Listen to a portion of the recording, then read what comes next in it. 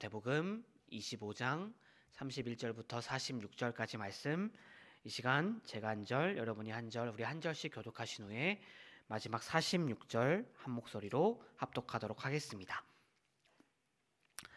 인자가 자기 영광으로 모든 천사와 함께 올 때에 자기 영광의 보좌에 앉으리니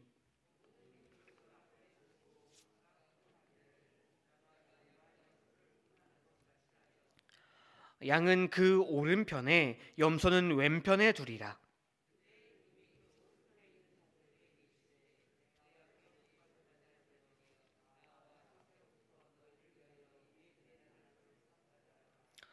내가 줄일 때에 너희가 먹을 것을 주었고 목마를 때에 마시게 하였고 나그네 되었을 때에 영접하였고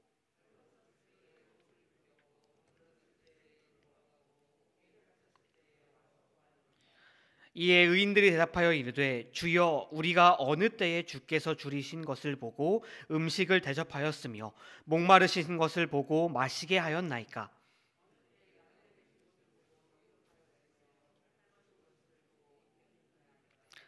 어느 때에 병드신 것이나 옥에 갇히신 것을 보고 가서 배웠나이까 하리니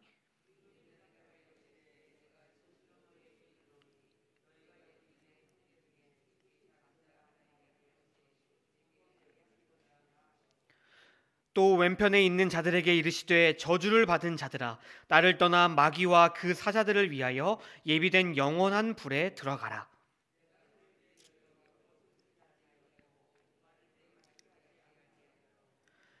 나그네 되었을 때에 영접하지 아니하였고 헐벗을 때에 옷 입히지 아니하였고 병들었을 때에 옥에 갇혔을 때에 돌보지 아니하였느니라 하시니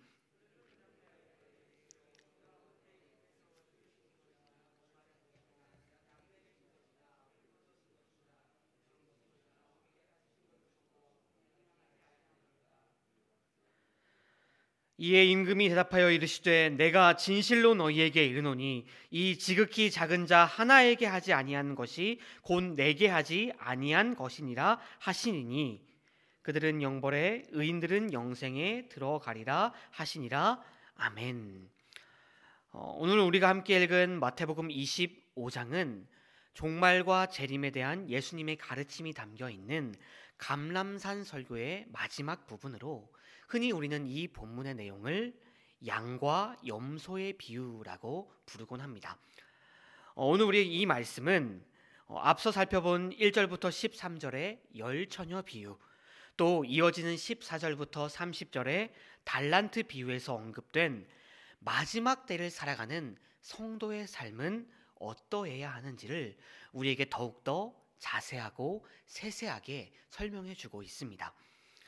먼저 32절과 33절을 다시 한번 보시면 예수님께서는 영광스러운 재림의 날에 모든 민족을 그 보좌 앞에 모으시고 목자가 양과 염소를 구분한 것 같이 구분하시겠다라고 말씀하고 계십니다. 말씀에 따르면 주님께서는 주님을 기준으로 오른편에는 의인들을 또 왼편에는 악인들을 두시겠다라고 말씀하고 계시죠. 사실 이러한 좌우의 구분은 유대인들에게는 널리 알려져 있는 관용적인 표현이라고 합니다.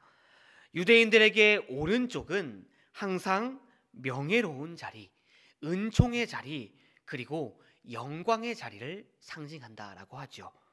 실례로 우리가 사도행전 말씀을 보게 되면 하늘로 승천하심으로 모든 영광을 회복하신 예수님을 향하여 사도행전은 하나님의 오른손으로 예수님께서 들려 올리워져 하나님의 오른편에 예수님께서 앉아 계신다라고 묘사하고 있습니다. 이처럼 주님이 다시 오시는 그날에 의인들은 가장 영예로운 자리에 앉게 될 것입니다. 또 악인들은 가장 슬픔과 고통의 자리에 서게 될 것입니다. 의인들의 자리는 구원과 은총의 자리일 것입니다. 그래서 주님께서도 오늘 본문에서 이렇게 말씀하시죠. 34절입니다. 내 아버지께 복받을 자들이여 나와 창세로부터 너희를 위해 예비된 나라를 상속받으라. 아멘. 의인들에게는 하나님께서 창세 전부터 예비하신, 그들을 위해 창세 전부터 예비하신 은혜의 복이 그들에게 주어질 것이라는 것이죠. 사랑하는 성도 여러분, 바로 이것이 의인들에게 예비되어진 복입니다. 저와 여러분들을 위해 하나님께서 창세 전부터 예비하신 그 은혜의 복인 줄로 믿습니다.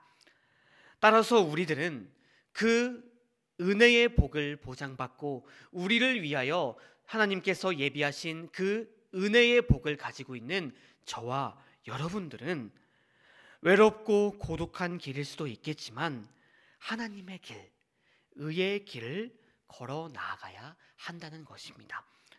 바라옵기는 의의 길을 꿋꿋이 걸어 나아가므로 주님이 다시 오시는 그날 주님의 우편에 서서 주님이 주시는 영광을 누리는 저와 여러분들이 다 되시기를 바랍니다.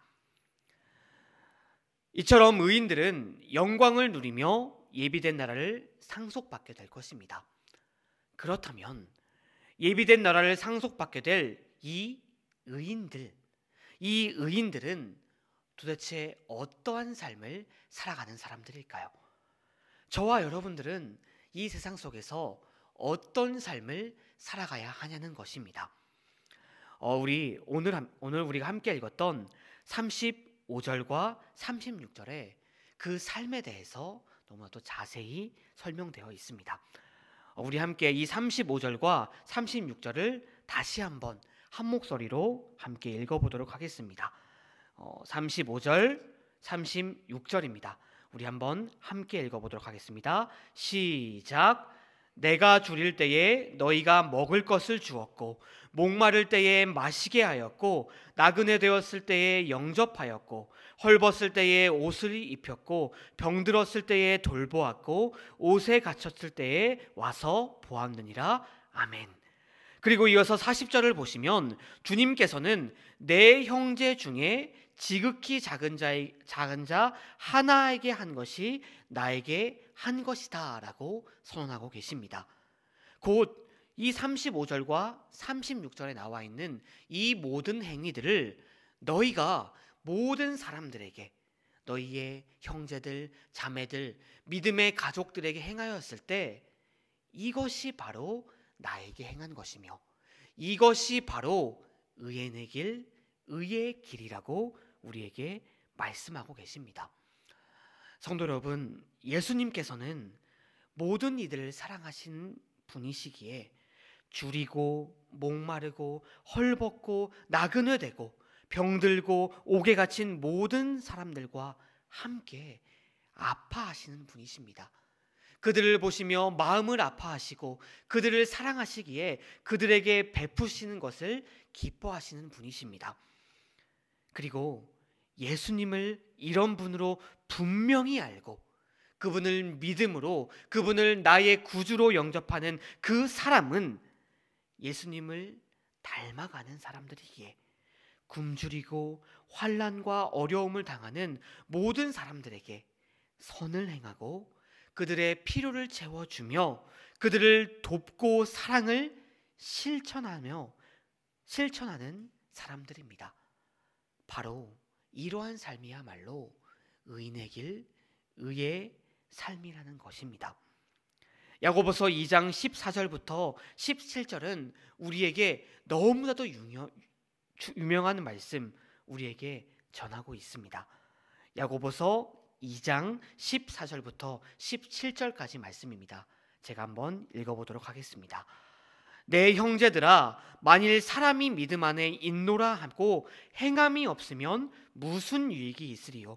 그 믿음이 능히 자기를 구원하겠느냐? 만일 형제나 자매가 헐벗고 일용할 양식이 없는데 너희 중에 누구든지 그에게 이르되 평안히 가라, 덥게 하라, 배부르게 하라 하며 그 몸에 쓸 것을 주지 아니하면 무슨 유익이 있으리요?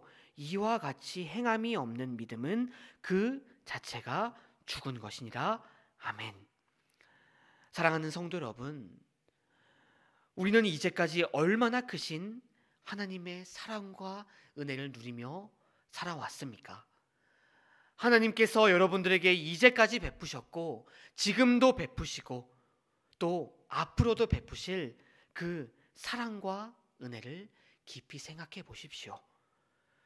우리의 모든 죄를 다 용서하여 주신 것, 우리를 의롭게 하여 하나님의 자녀로 삼아 주신 것, 이제까지 우리와 동행하여 주시며 지켜주시고 또 우리에게 필요한 것을 공급하여 주신 것 등등, 우리가 깊이 생각해 보면, 아니 우리가 지금 그냥 생각해 보아도 우리 삶 가운데 하나님의 사랑이 아닌 것, 하나님의 은혜가 아닌 것 단 하나도 없었습니다.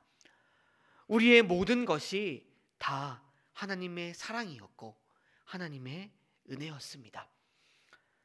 그렇게 우리는 늘 그 하나님의 사랑에 잊지 않고 그 은혜에 감사하고 기뻐하면서 그 사랑과 은혜에 올바르게 반응하고 응답하며 살아가야 합니다.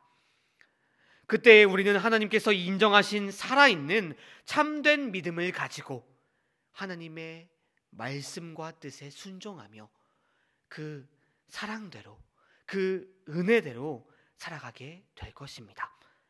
주님이 우리에게 베풀어 주신 사랑처럼 행함과 선한 일과 선행이 따르는 참된 믿음의 삶을 우리도 살아가게 될 것입니다. 그리고 주님께서는 그런 저와 여러분들의 모습을 보시고 주님이 사랑하셨듯 남들을 사랑하고 주님이 우리에게 은혜를 베풀어 주셨듯 다른 사람을 배려하는 바로 그 모습을 보시고 예비하신 은혜의 복을 우리에게 가득 채워주실 줄로 믿습니다. 바라옵기는 주님이 말씀하신 사랑의 계명을 우리의 삶의 규범으로 받아들여 주님께서 우리를 사랑하신 것처럼 우리도 주님과 이웃을 사랑하며 세상을 새롭게 하시는 성령의 힘을 드러내는 저와 여러분들이 되시기를 바랍니다. 행함이 따른 참된 믿음으로, 행함이 따르는 참된 믿음으로 주님 안에서 진정으로 복된 의의 길을 걸어가므로 주님께 칭찬받는 저와 여러분들이 되시기를, 주님이 예비하신 그 은혜의 복을 하나도 빠짐없이 이 세상에서 그리고 천국에서 누리는 저와 여러분들이 되시기를 주님의 이름으로 간절히 축원드립니다. 함께 기도하시겠습니다.